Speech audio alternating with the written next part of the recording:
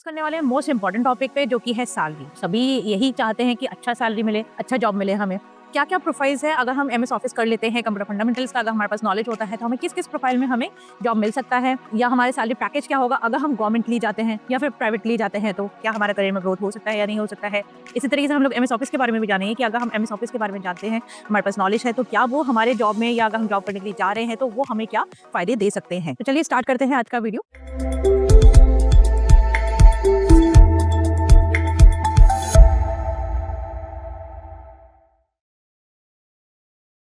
Hello students, welcome back to our channel. आज हम लोग कंप्यूटर फंडामेंटल के आगे के नेक्स्ट टॉपिक देखेंगे कि कंप्यूटर फंडामेंटल में अब नेक्स्ट हमारा क्या आएगा। तो अब नेक्स्ट जो जनरेशन है वो है सेकंड जनरेशन। इससे पहले हमने फर्स्ट जनरेशन के बारे में डिस्कस किया था, अब आ रहा है हम लोग का सेकंड जनरेशन कि कंप्यूटर में सेकंड जनरेशन में क्या चीजें चेंजेस करी गई थी। Around 1959, an electronic device called transistor replaced the bulky vacuum tubes in the first generation computer. अब ये जो सेकेंड जनरेशन जो आया है, सेकेंड जनरेशन में जो कंप्यूटर्स बने हैं वो कंप्यूटर्स इस टाइप के बनाए गए हैं कि जिसमें जैसे फर्स्ट जनरेशन में मैंने बताया था कंप्यूटर के जो साइजेस थे वो बहुत ही ज्यादा बड़े थे, जिस वजह से हम कह सकते हैं कि वो सिस्टम जो थी वो बहुत ज्यादा बल्कि थी। ठीक है, तो उस बल्कीनेस को कम करने के लिए या ऑलमोस्ट खत्म सा करने के लिए क्या किया गया, वैक्यूम ट्यूब को रिप्लेस किया गया ट्रांजिस्टर से। अब ये जो सेकेंड जनरेशन आया वो हमारा कब से कब तक रहा। सेकेंड जनरेशन कंप्यूटर जो हमारा इन्वेंट हुआ था वो हमारा 1959 में इन्वेंट हुआ था, 64 तक था। तो 1959 से लेके 1964 तक का हमारे सेकेंड जनरेशन कंप्यूटर्स वगैरह थे। A single transistor contained circuit produced by several hundred vacuum tubes. एक सिंगल ट्रांजिस्टर में हमारे करीबन 100 वैक्यूम ट्यूब्स के हिसाब से काम कर सकते हैं। मतलब अगर एक वैक्यूम ट्यूब काम करने में अगर ज्यादा टाइम ले रहा है तो वहीं एक ट्रांजिस्टर में अगर हम 100 वैक्यूम ट्यूब्स लगा देते हैं तो उतना इक्विवेलेंटली हम कह सकते हैं कि मतलब एक ट्रांजिस्टर जो है वो 100 वैक्यूम ट्यूब्स के बराबर काम कर रहा है। सीधा सीधा मतलब यहाँ पे ये हो गया। तो इसका मतलब क्या है कि ट्रांजिस्टर लाने से फायदा ये रहा कि वैक्यूम ट्यूब्स जो बहुत ज्यादा स्पेसेस भी जो घेर रही थी वो भी थोड़ा सा कहीं ना कहीं कम हुआ। Thus the size of the computer got reduced considerably. तो इसका मतलब क्या है कि जब वैक्यूम ट्यूब्स की वजह से साइज जब बड़ा था कंप्यूटर का, तो कहीं ना कहीं ट्रांजिस्टर लाने से फायदा ये हुआ, जो कंप्यूटर के जो साइजेस थे, रूम साइजेस थे, वो कहीं ना कहीं छोटा हुआ। Transistors therefore provided higher operating speed than vacuum tubes. Transistors इस्तेमाल करने से फायदा एक ये भी हुआ कि जो स्पीड बहुत ज्यादा स्लो था प्रोग्रामिंग करने का या उस कंप्यूटर को चलाने का वैक्यूम ट्यूब को इस्तेमाल करके, बट ट्रांजिस्टर्स यूज करने से फायदा ये हुआ कि जो स्पीड है वो कहीं ना कहीं बढ़ा। वैक्यूम ट्यूब के कंपैरेटिवली ट्रांजिस्टर्स की वजह से स्पीड जो है कंप्यूटर का काफी ज्यादा ही बढ़ा। इस वजह से जो सेकेंड जनरेशन कंप्यूटर्स हैं वो हमारे फर्स्ट जनरेशन के कंप्यूटर से थोड़े से ज्यादा बेहतर हुए हैं। They had no filament and required no heating. जैसे फर्स्ट जनरेशन में फिलामेंट्स की जरूरत पड़ती थी, हीट हो जाता था, तो बट सेकंड वाले जो थे, सेकंड जनरेशन के जो कंप्यूटर थे उसमें कोई फिलामेंट नहीं था, ना ही कोई ऐसा हीटिंग का इतना कोई इशू था। Manufacturing cost was also less. Manufacturing cost जो था वो भी काफी ज्यादा लो हो गया था। जो मैन्युफैक्चर करने के लिए फर्स्ट जनरेशन कंप्यूटर्स में बहुत ज्यादा कॉस्ट लगता था, उतना कॉस्टिंग नहीं आ रहा था हमारे सेकेंड जनरेशन कंप्यूटर्स को बनाने में।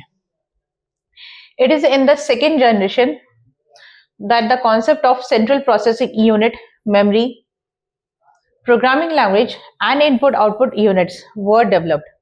अब जो सेकेंड जनरेशन आया उसमें क्या हुआ, क्या चीजें ऐड ऑन करेगी या क्या क्या बदलाव करेगी कि इसमें जो कॉन्सेप्ट लेके आए वो सीपीयू का कॉन्सेप्ट लेके आए, जिसमें हमारे सीपीयू के जरिए हम लोग हमारे जो कंप्यूटर है वो बेसिकली काम करता है। ठीक है, तो सीपीयू को लेके आए।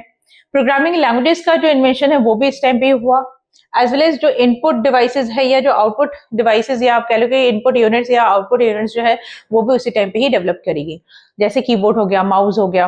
ठीक है, इनका जो इन्वेंशन है ये सारे हमारे सेकेंड जनरेशन में ही हुए हैं। The programming languages such as COBOL, FORTRAN but develop during this period. इस टाइम पे सबसे पहला जो लैंग्वेजेस हमारे आए थे वो कोबॉल एंड फोर्ट्रन थे, जिसको इस्तेमाल किया गया था जिसको तैयार किया गया था एज प्रोग्रामिंग लैंग्वेज, एंड उनको इस्तेमाल किया गया था प्रोग्रामिंग वगैरह करने के लिए, जो भी सॉफ्टवेयर वगैरह बनाने थे उस टाइम पे उनको बनाने के लिए। अब सेकेंड जनरेशन के जो कंप्यूटर्स थे वो कौन कौन से थे उसको देखते हैं। IBM 1920, IBM जो कंपनी है उन्होंने सबसे पहला सेकेंड जनरेशन का कंप्यूटर बनाया था, जिसका नाम दिया गया था IBM 1920.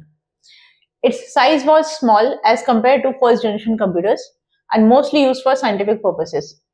IBM 1920 के नाम से जो यहाँ पे ये कंप्यूटर को जो तैयार किया गया सेकेंड जनरेशन का, जिसमें ट्रांजिस्टर का इस्तेमाल हुआ है, उसका जो साइज था वो छोटा भी था फर्स्ट जनरेशन के कंपैरेटिवली, एज वेल एज इसको जो मेनली बनाया था वो साइंटिफिक पर्पसेस के लिए बनाया गया था कि साइंटिफिक रिसर्चेस वगैरह करने के लिए, साइंटिफिकली यूज करने के पर्पज से इसको तैयार किया गया था इस वाले कंप्यूटर को.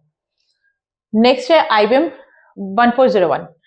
IBM ने एक और कंप्यूटर तैयार किया जो कि है 1401. Its size was small to medium and used for business applications. IBM 1401 जो तैयार किया गया वो इस तरीके से तैयार किया गया कि इनको जो है वो बिजनेस के पर्पज से या कह लो कि बिजनेस एप्लीकेशन में इस्तेमाल करने के पर्पज से इसको तैयार किया गया, और इसका जो साइज है वो हमारा स्मॉल से मीडियम तक का रखा गया. नेक्स्ट जो कंप्यूटर तैयार किया गया वो CDC 3600 तैयार किया गया, या आप इसको 3600 भी बोल सकते हो. CDC 3600 यहाँ पे तैयार किया गया. नेक्स्ट जो कंप्यूटर हमारा बना था, it's size was large and used for scientific purpose. अब इसका जो साइज है वो बड़ा रखा गया, क्यों? क्योंकि इसका जो इस्तेमाल किया जाता था वो साइंटिफिक पर्पसेस के लिए ही इस्तेमाल किया जाता था. तो साइंटिफिक रीजन से यहाँ पे इसको बनाया गया, जिस वजह से साइंटिफिक चीजों के लिए इस्तेमाल किया जा सके, लाइक रिसर्चेस वगैरह हो गए, उसके लिए तैयार किया, उसके लिए ही इसको तैयार किया था, जिस वजह से इसको यूज किया जा सके वहां पे. तो ये हमारे 3 कंप्यूटर्स थे जो उस टाइम पे बने थे सेकेंड जनरेशन में. अब इसके कुछ अपने सेलेंट फीचर्स हैं सेकेंड जनरेशन के भी. जैसे पहला है relatively faster than the first generation computer. ये ऑलरेडी मैंने जस्ट बताया ही कि फर्स्ट जनरेशन के कंपैरेटिवली सेकेंड वाला ज्यादा ही फास्टली चलता था. Second is smaller than the first generation computer. जब वैक्यूम ट्यूब को रिप्लेस किया गया ट्रांजिस्टर से, तो ट्रांजिस्टर का साइज तो वैसे ही छोटा होता है, तो इस वजह से क्या हुआ कि जो साइज है कंप्यूटर का, तो ऑटोमेटिकली उसका साइज भी छोटा हो गया फर्स्ट जनरेशन के कंप्यूटर के comparatively. Generated low level of heat. अब जो हीट की अगर बात करूं तो हीट, जैसे पहला जो फर्स्ट जनरेशन के जो कंप्यूटर्स बने थे वो बहुत ज्यादा ही जल्दी हीट अप हो जाते थे, जिस वजह से उनको कुछ टाइम के लिए शट डाउन करके रखना पड़ता था, जैसे कि या थोड़ी देर के लिए उसमें काम बंद करना पड़ता था, जैसे कि वो थोड़ा सा नॉर्मलाइज हो सके, उनका टेम्परेचर नॉर्मल हो जाए. बट जो सेकेंड जनरेशन के कंप्यूटर्स जो बने उनको उसमें ट्रांजिस्टर इस्तेमाल करने से फायदा एक ये भी हुआ कि जो हीटिंग है वो भी थोड़ा सा कहीं ना कहीं कम हुआ. तो बहुत ज्यादा जल्दी जो हीट अप हो रहा था फर्स्ट जनरेशन कंप्यूटर्स, वो चीज हमारे सेकेंड जनरेशन कंप्यूटर्स में हीट अप ज्यादा नहीं हुआ. तो इस वजह से हीटिंग जो है वो थोड़ा सा कम रहा सेकेंड जनरेशन के कंप्यूटर्स में. नेक्स्ट फीचर है मोर रिलायबल, ज्यादा रिलायबल रहा इस्तेमाल करना. Next is higher capacity of internal storage. अब फर्स्ट जनरेशन कंप्यूटर में जो था स्टोरेज तो होता था बट इतना ज्यादा नहीं होता था, बट सेकेंड जनरेशन कंप्यूटर्स को जो डिजाइन किया गया, जो तैयार हुआ, वो इस तरीके से हुआ कि स्टोरेज के हिसाब से भी ध्यान रखा गया कि स्टोरेज जो है वो ज्यादा से ज्यादा हो सके. तो मतलब हुआ कि डेटा जो स्टोर किया जा सके वो ज्यादा से ज्यादा इसमें स्टोर किया जा सके, उस मोटिव से भी इसको डिजाइन किया गया सेकेंड जनरेशन कंप्यूटर्स को. तो इसमें हमने समझा कि सेकेंड जनरेशन के कंप्यूटर्स कौन कौन से थे, सेकेंड जनरेशन कंप्यूटर क्यों आया और क्या उसके फीचर्स थे. तो आज का क्लास हम लोग यहीं तक ही रखेंगे. अगर आपको हमारा क्लास ये पसंद आया हो तो हमारे वीडियो को लाइक करें, चैनल को सब्सक्राइब करें, अपने फ्रेंड्स के साथ हमारा वीडियो शेयर जरूर करें एंड बेल आइकन को हिट जरूर कीजिएगा, जिससे कि आपको हमारे क्लास का नेक्स्ट वीडियो जरूर मिले और नोटिफिकेशन आपको मिलता रहे उसका. तो आज के लिए थैंक यू.